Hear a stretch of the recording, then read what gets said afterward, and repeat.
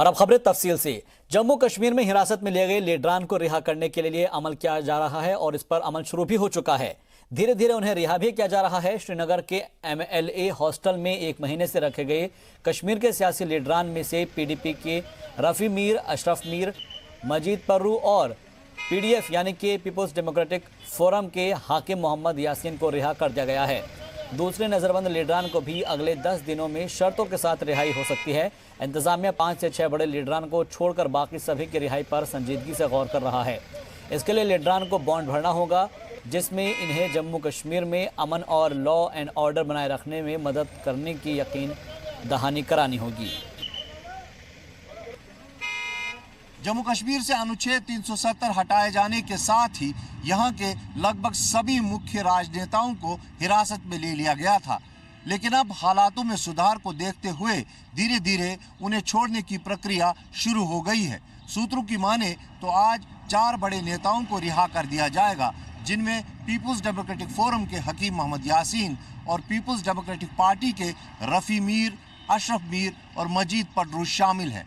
सूत्र ये भी कह रहे हैं कि 7 बड़े राजनेताओं को छोड़कर जनवरी के महीने में सभी राजनेताओं को धीरे धीरे फेज बैनर में रिहा कर दिया जाएगा।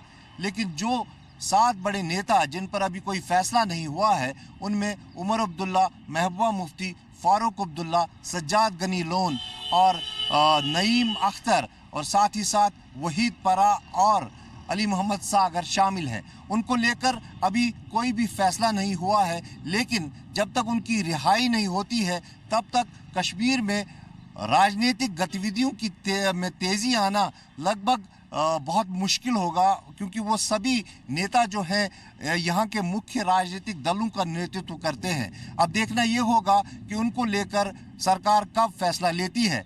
निसंदेह ही हालातों में सुधार के साथ साथ कई बड़े फैसले लिए गए हैं और अब इन राजनेताओं को रिहा करने के बाद ये साफ हो रहा है कि जम्मू कश्मीर में राजनीतिक गतिविधियां भी बहुत जल्द तेज हो जाएंगी। कैमरा पर्सन इरफान मंजूर के साथ खालिद हुसैन, जी मीडिया, कश्मीर। पुंछ में हिंदुस्तान पाकिस्तान बॉर्डर पर फौज दरअंदाजों को रोकने के लिए अलर्ट है। सरहद पर हर वक्त हर हरकत पर फौजियों की सख्त नजर है। पुंछ में LOC से दरअंदाजों के हिंदुस्तान में आने का खदशा जाहिर किया जा रहा है, जिसकी वजह से फौज के जवान अलर्ट पर है। मुल्क के नए army chief general Manoj Mukund Naravane ने कहा है कि सरहद पार दहशतगर्दी पर हिकमत अमली क्या होगी ये वक्त पर ही बताएंगे, लेकिन फौज तैयार है। नरवणे ने कहा कि सरहद पार से हिंदुस्तान में दहशत फैलाने की कोशिश जारी है। जी न्यूज़ से खास बातचीत करते हुए आर्मी चीफ ने कहा कि LOC पर तनाज़ा बना रहता है और उनकी प्रायोरिटी है कि फौज इन चैलेंजेस से निपटने के लिए हमेशा तैयार रहे। CDS के ऐलान के साथ ही 2020 में सैन्य क्रांति का आगाज हो चुका है और इस सैन्य क्रांति में एक बहुत अहम रोल रहने वाला है। New army chief general Manoj Mukund Naravane का हमारे साथ हैं। सर, सबसे पहले तो नए साल की बहुत बहुत शुभकामनाएं आपको भी। Thank you sir. और 135 करोड़ भारतीय इस वक्त ये जानना चाहते हैं कि उनके जनरल के पहले 2 दिन कैसे रहे हैं, कैसे रहे आप उनसे? पहले 2 दिन बहुत अच्छे रहे हैं। इन 2 दिनों में मैंने ये सोचा है कि सबसे पहले मुझे किस पर ध्यान देना चाहिए, और सबसे पहले तो हम इसी पर ध्यान देंगे कि हमारी फ़ौज जो है वो ऑपरेशंस के लिए हमेशा तैयार रहे और जो भी चैलेंज है या थ्रेट हैं उससे हम निपट सकें। सर, मैं यहाँ पर जनरल रावत के 2 स्टेटमेंट्स लेके आना चाहती हूँ, क्योंकि आपने ऑपरेशंस की बात यहाँ पे की है। एक तो उन्होंने कहा कि LOC पर सिचुएशन क्रिटिकल है और किसी भी इवेंचुअलिटी के लिए तैयार रहना चाहिए। दूसरा, उन्होंने कहा था जुलाई के महीने में कि हम POK और एक्साइज चिन्ह पर एक्शन के लिए तैयार हैं अगर हमें पॉलिटिकल निर्देश आता है। तो आप ऑपरेशंस की बात कर रहे हैं, आप प्रिपेयर्डनेस की बात कर रहे हैं, आप इन दोनों स्टेटमेंट्स को कैसे रिव्यू करते हैं? LC के ऊपर हमेशा सिचुएशन जो है थोड़ा सा टेंशन का ही रहता है, तनाव तो हमेशा रहता है। फायरिंग और सीज फायर वायलेशन होते रहते हैं वहाँ पे। जो टेररिस्ट है, टेररिस्ट के कैंप, लॉन्च पैड सरहद के उस पार हैं। टेररिस्ट लगातार कोशिश करते रहते हैं कि वो हमारे एरिया में आए और कुछ आतंक मचाए। तो उस तरीके से देखा जाए तो LC तो एक्टिव है ही। पाकिस्तान ने, आपने ये कहा कि इंडिया के पास राइट टू सेल्फ डिफेंस है और हम प्रीएम्प्टिव स्ट्राइक्स कर सकते हैं, उस पर पाकिस्तान ने कहा ये स्टेटमेंट बहुत ही गैर जिम्मेदाराना है और इंडिया को बालाकोट मिस एडवेंचर जैसी कोई भी कोशिश नहीं करनी चाहिए। आपका रिस्पॉन्स? भविष्य में क्या हम करते हैं या नहीं करते हैं इसके बारे में इस वक्त हम नहीं कह सकते। जो उस वक्त स्थिति होगी, क्या घटना घटती है और उस पर हमने किस प्रकार का एक्शन लेना है, वो हम उस वक्त ही सोचेंगे। उसके बारे में हम इस वक्त स्पेकुलेट नहीं करेंगे। My second last question to you is sir, आपका एक स्टेटमेंट था, आपने कहा हम वेस्टर्न बॉर्डर पर बहुत फोकस करते हैं, हमें नॉर्दर्न बॉर्डर पर भी ध्यान देने की ज़रूरत है। चाइना को लेकर आपका क्या प्लान है? क्योंकि अगर मैं ऑन पेपर बात करूं तो चाइना का डिफेंस बजट हमसे करीब 3 गुना है। हथियारों के मामले में भी माफ़ कीजिएगा, चाइना की जो सेना है वो हिंदुस्तान की सेना से कई गुना आगे दिखाई देती है। उसको लेकर, चाइना को लेकर क्या प्लान है आपका? देखिए, हमारे 2 बॉर्डर तो है ही, एक वेस्ट में और एक नॉर्थ में। और नॉर्थर्न बॉर्डर्स जो है, जो JNK लद्दाख से लेकर पूरा इंडिया का नॉर्थ लेकर नॉर्थ ईस्ट तक जाता है, वो तकरीबन 4000 किलोमीटर है। और इस बॉर्डर पर ध्यान देना बहुत ज़रूरी था और ये कार्रवाई कि इसके ऊपर हम थोड़ा ध्यान दें, वो अभी नहीं लेकिन पिछले 2-4 साल से चल रहा है। और इसके तहत हम हमारे बॉर्डर एरियाज़ में हमारी जो काबिलियत है उसको बढ़ा रहे हैं, इंफ्रास्ट्रक्चर बना रहे हैं, रोड बना रहे हैं, जिससे कि जो भी कार्रवाई हमने करनी है उसमें हम ज़्यादा सक्षम रहेंगे। सेना के मॉडर्नाइजेशन को लेकर भी आपने कहा, आपका प्लान क्या है सर? मैं यहाँ पे 2-3 एग्जांपल्स आपके सामने रखना चाहती हूँ। जैसे आर्मी ने बुलेट प्रूफ जैकेट की बात अब से करीब 11 साल पहले उठी 2008 में, अब आकर उनकी डिलीवरी स्टार्ट हुई। या फिर एक आप ही लोगों की रिपोर्ट थी जिसने ये कहा कि 2015 से 17 के बीच में करीब 144 डील्स थे जिनमें से सिर्फ 8 to 10% ही तय समय में पूरी हो पाई। आप उस चैलेंज को कैसे देखते हैं? अभी वो जो है ये पुरानी बातें हैं। अभी वो आज के ज़माने में आज जो सिचुएशन है वो वैसे नहीं है। गवर्नमेंट ने कई इनिशिएटिव लिए हैं, कई फाइनेंशियल पावर्स वाइस चीफ को डेलीगेट की गई हैं तीनों सर्विसेज की, और उस डेलीगेशन से काफ़ी फ़र्क पड़ा है। और चाहे बुलेट प्रूफ जैकेट हो, चाहे एम्युनिशन हो, वो बहुत ही जल्दी आ रहा है आर्मी में। और 2-3 साल नहीं बल्कि 4-6 महीने में जो प्रोक्योरमेंट की प्रक्रिया है वो पूरी हो रही है। अच्छा, बस ये मेरी एक तस्वीर आपको दिखाना चाहती थी। इस तस्वीर पे बहुत चर्चा हो रही है, इस ट्रिनिटी को लेकर बहुत ज़्यादा उम्मीदें हैं, आप मिले भी हैं इन लोगों से। इस तस्वीर को देखकर आपके क्या फीलिंग्स हैं? देखिए, मेरा मिलिट्री क्वेश्चन नहीं है ये, बहुत अच्छा लग रहा है। 135 करोड़ इंडियंस इस तस्वीर को देखकर काफ़ी गदगद होते हैं। मुझे बहुत अच्छा लग रहा है और ये सबको एक प्रेरणा होनी चाहिए कि हम भी कैडेट से लेकर चीफ ऑफ आर्मी, नेवी और आपके मेट्स हैं ये? और जहाँ तीनों मेरे कोर्समेट हैं। और RK सिंह और मैं तो एक ही स्क्वाड्रन में थे NDA में, और करमबीर और मैं हम एक दूसरे को बचपन से जानते हैं, ना सिर्फ NDA से लेकिन उससे पहले भी। गजब की केमिस्ट्री देखने को मिलने वाली है। ज़रूर, आप देखते रहिए। तो आप हमसे कुल मिला के कह रहे हैं कि पिक्चर तो अभी बाकी है, अभी तो सिर्फ ट्रेलर आपने देखा है। Thank you so much sir, I wish you lots of luck, have a great 2020। Thank you. तो ये थे जनरल नरवणे, साफ तौर पर पूरे तरीके से कॉन्फिडेंट, एक नए आगाज की बात सर कर रहे हैं, एक नए अध्याय की बात यहाँ पर कर रहे हैं। तो आप भी बस देखते जाइए, जैसा कि जनरल साहब ने कहा। कैमरा पर्सन स्वामी के साथ अदिति त्यागी, जी मीडिया के लिए, दिल्ली से। थिएटर कमांड से हिंदुस्तान की डिफेंस पॉलिसी को पूरी तरह से बदलने की तैयारी की जा रही है। 2020 में हिंदुस्तान के अंदर चीफ ऑफ डिफेंस स्टाफ के तकर्रुर के साथ वॉर स्ट्रेटेजी को भी बदलने की शुरुआत हो चुकी है। थिएटर कमांड की तश्कील का मतलब है कि तीनों फौजों का बेहतर तालमेल और तीनों ही फौजों के रिसोर्सेज का बेहतर इस्तेमाल, जिसका फायदा फौज के मॉडर्नाइजेशन में भी मिलने वाला है।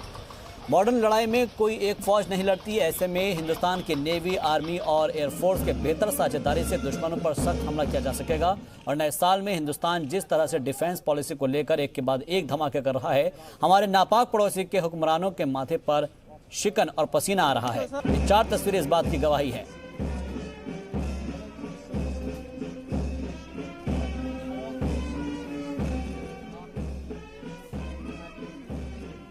तो दुनिया के सबसे ताकतवर ममालिक में थिएटर कमांड के जरिए ही लड़ाई का खाका तैयार किया जाता है, खाका खींचा जाता है। ऐसे में हिंदुस्तान के लिए भी यह जरूरी हो गया था कि वो फौज के मॉडर्नाइजेशन और थिएटर कमांड के बारे में सोचे। और हिंदुस्तान में चीफ ऑफ डिफेंस स्टाफ के तौर पर जनरल बिपिन रावत के तकर्रुर के साथ ही हिंदुस्तान में थिएटर कमांड के इशारे मिलने भी शुरू हो गए हैं। सबसे पहले आपको बता दें कि क्या है आखिर थिएटर कमांड और हिंदुस्तान को आखिर इसकी जरूरत क्यों है।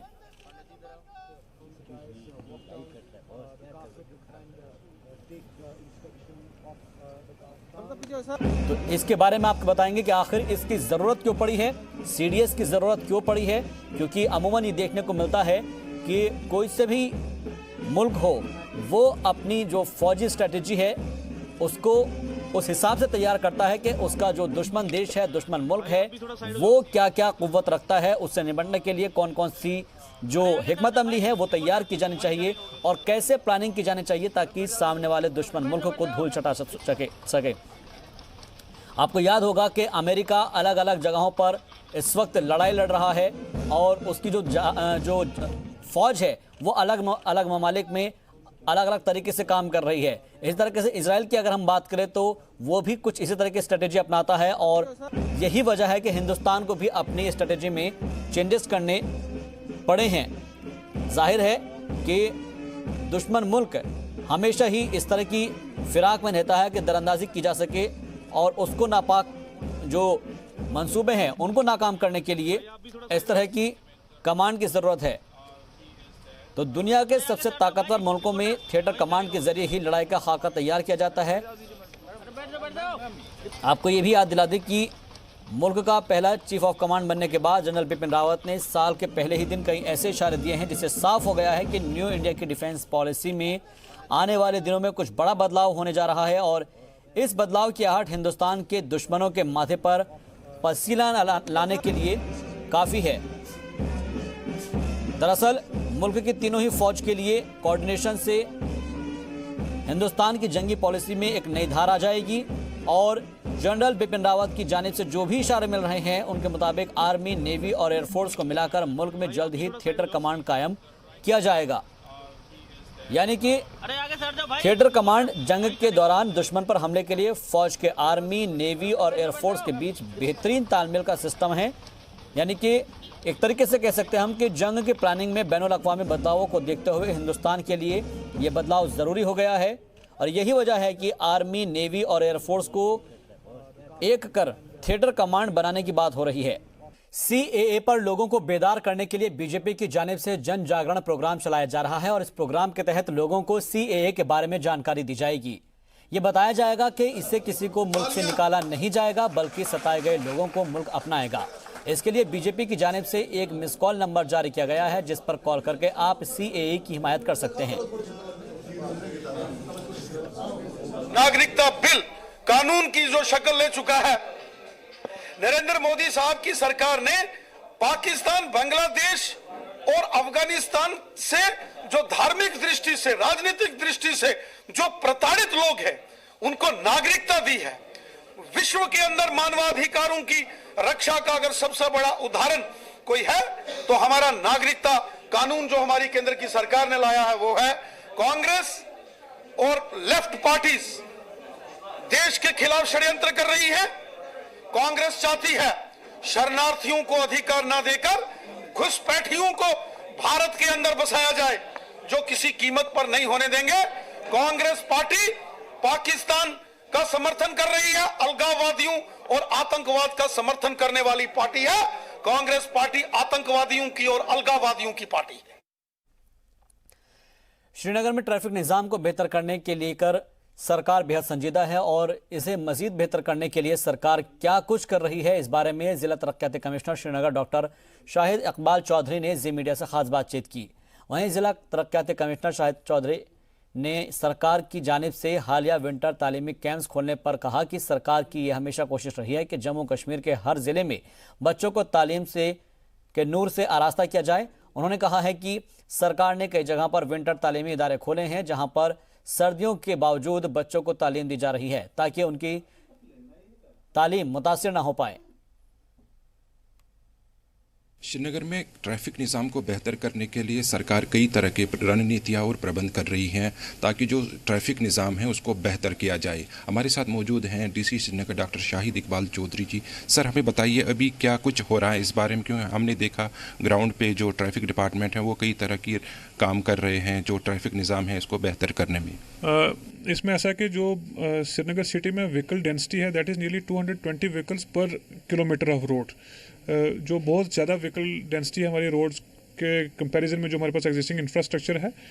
रिसेंटली ऑनरेबल हाई कोर्ट ने डायरेक्शन दी है कि जो रोड साइड पार्किंग है उस पर बैन किया गया है कि वो अलो नहीं की जाएगी। उसको लेके चलते काफ़ी जो स्ट्रेस था ट्रेडर्स के बीच या जो शॉपर्स हैं, जो मूवमेंट ट्रैफिक का रहता था, उसमें काफ़ी यहाँ इश्यूज हम लोग फेस कर रहे थे। उसको लेके चलते कुछ हमने नए पार्किंग स्लॉट्स जो हैं आइडेंटिफाई करके नोटिफाई किए हैं, जिसमें अराउंड 700 व्हीकल्स की पार्किंग अभी तक नोटिफाई की गई है, जिसमें SDA संगरमाल पार्किंग है, देन SRTC का यार्ड लाल चौक में है, उसके अलावा स्पोर्ट्स काउंसिल का है, और 2 नए जो पार्किंग लॉट्स डेवलप हो रहे हैं जो रिसेंटली जो नए प्रोजेक्ट शुरू हुए थे, उनका भी टाइमलाइन है कि अभी अराउंड 150 व्हीकल की जो पार्किंग है वो 10 जनवरी तक रेडी हो जाएगी, और अप्रैल में और जुलाई में अराउंड 900 व्हीकल्स की पार्किंग इसमें मल्टी लेयर पार्किंग जो है वो कंप्लीट की जाएगी। बट इमीडिएटली क्योंकि इंटरिम मेजर्स हमें अडॉप्ट करनी ज़रूरी थी, उसको लेकर चलते हमने अराउंड 700 व्हीकल्स का भी दिया है, और बाई 10th हम इनको और इंक्रीज़ करेंगे ताकि जो इनकन्वीनियंस है वो मिनिमाइज किया जा सके। तो वही हमने देखा कि सरकार शिक्षा केंद्र कैंपस जो है विंटर्स को खोल रही हैं, जिसमें जो छात्रा हैं वो सर्दियों के दौरान भी अपनी शिक्षा जो है वो जारी रखेंगे। तो इसमें एक बड़ा बेहतरीन इनिशिएटिव एजुकेशन डिपार्टमेंट का है, डायरेक्टर एजुकेशन कश्मीर की सदारत में ये प्रोग्राम जो है इनिशिएट किया गया है, और इसमें विंटर ट्यूटोरियल खोले गए हैं कि जो विंटर वेकेशन का टाइम है ये भी यूटिलाइज अच्छे से हो सके, और जो एफिशिएंट एक अच्छा पैनल टीचर्स का उन्होंने सेलेक्ट किया है सुपर 50 के लिए भी और विंटर ट्यूटोरियल के लिए भी, जो अक्रॉस कश्मीर उन्होंने शुरू किया और श्रीनगर डिस्ट्रिक्ट में स्पेसिफिकली डायरेक्टर साहब की सदारत में किया जा रहा है। जम्मू में खदमत सेंटर के मुलाजिमों ने जॉब पॉलिसी बनाने की मांग की है। जम्मू में एक प्रेस कॉन्फ्रेंस में उनका कहना था कि वो कई सालों से जम्मू कश्मीर बैंकिंग में काम कर रहे हैं, लेकिन आज तक उनके लिए कोई भी जॉब पॉलिसी नहीं बनाई गई है। उन्होंने जल्द से जल्द खदमत सेंटर में काम करने वाले मुलाजिमों के लिए जॉब पॉलिसी बनाए जाने की मांग की है और उन्हें बैंक में परमानेंट करने की भी अपील की है। उन्होंने कहा है कि बैंक को उनके साथ किए गए वादों को पूरा करना चाहिए। अभी हम लोग ये चाहते हैं कि हमने बैंक को 10 साल सर्व किया, बैंक ने हमें एस्टैब्लिश किया, और बैंक ने हमारे साथ बाद में प्रॉमिस किया नवंबर 2018 में और मई 2019 में कि आप लोगों को खिदमत सेंटर्स को एब्जॉर्ब किया जाएगा परमानेंटली J&K बैंक में। तो हम उसी चीज का वेट कर रहे हैं, दोबारा प्रोटेस्ट कर रहे हैं, याद दिला रहे हैं बैंक को, सर आ जाइए, एक पॉलिसी निकालिए, पब्लिक डोमेन में एक पॉलिसी हमें एब्जॉर्ब कर लीजिए बैंक में as permanent employees of the bank, क्योंकि हम इस चीज को डिजर्व करते हैं।